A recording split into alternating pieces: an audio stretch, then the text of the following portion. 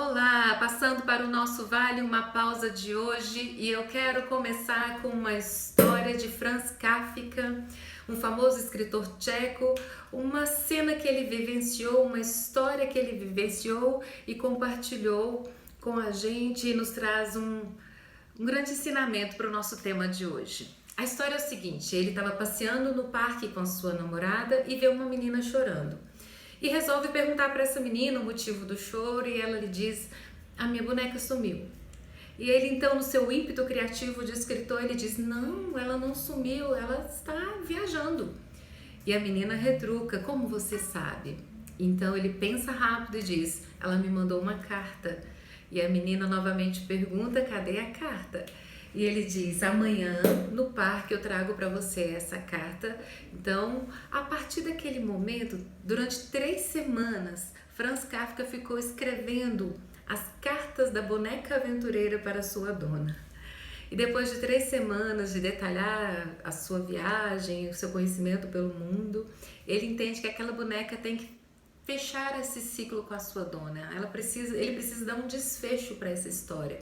Então ele diz que a boneca encontrou o grande amor da vida dela e vai se casar, e por estar tão atarefada com os preparativos do casamento, ela não vai poder continuar escrevendo. E ela deixa um recadinho para sua dona que ela siga o seu caminho feliz e que ela também vai ser muito feliz no seu caminho.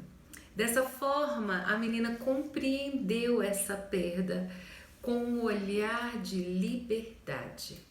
Olha que diferente a gente falar de perda e liberdade na mesma frase. E por que eu estou falando de perda? Porque eu quero falar de perdão.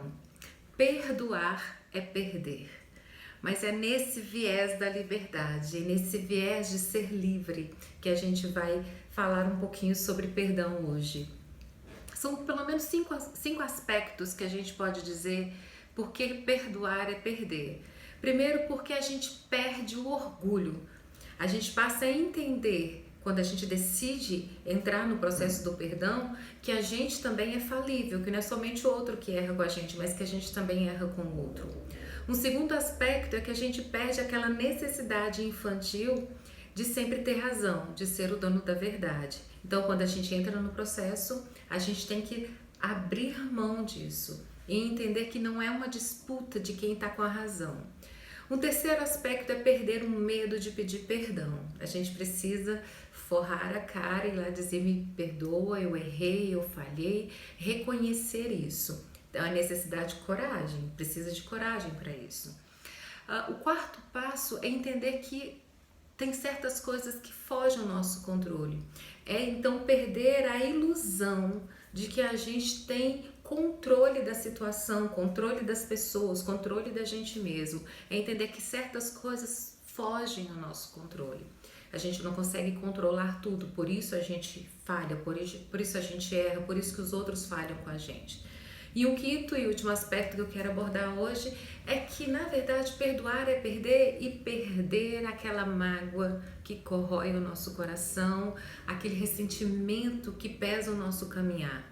Então, nesses 5 aspectos de perda que o processo de perdão envolve, são perdas necessárias, que contribuem para a nossa maturidade, para o nosso crescimento.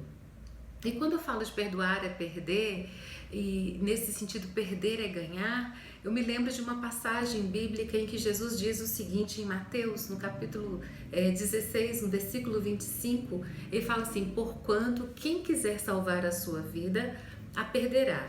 Mas quem perder a sua vida por minha causa, encontrará a verdadeira vida.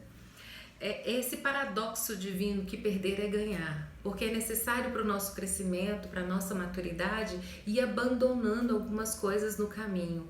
É necessário a gente se desprender de certas coisas para que nós possamos alcançar uma visão ampliada, uma visão mais ampla do que é realmente uma amizade, um relacionamento, o que realmente vale a pena nessa vida. É muito importante pontuar também que perdoar não tem nada a ver com justiça. Justiça é sentença, distribuir sentença, é trazer sentença sobre uma situação, é distribuir consequências. E isso aí não alivia o coração. A sentença ela distribui consequências, não alivia o coração. Então é importante a gente entender que não tem a ver com justiça, isso é certo, é errado, eu estou certo, ele está errado. Não tem a ver com isso. Tem a ver com perda, é abrir mão para seguir leve, para seguir aliviado, para seguir com a sua bagagem leve, pronto para recomeçar. Assim como essa menina da boneca. Ela, ao entender que ela precisou perder essa boneca, mas ela enxergou essa perda como um ato de liberdade, que a boneca estava indo ser feliz e que ela ia ser feliz. Assim é o processo do perdão na nossa vida, é compreender que a gente tem que desatar esses nós, para que a gente possa seguir feliz o nosso caminho e que o outro também precisa seguir com o nosso perdão livre o caminho dele. Então, o ato de perdoar é um ato de liberdade, é perder para ganhar o quê? A nossa liberdade. Então, o que eu quero que você guarde no seu coração hoje é que faça o bem para você mesmo, tenha esse cuidado com o seu coração, seja livre, que a gente possa ser livre na nossa caminhada, sejamos livres. Vamos refletir sobre isso?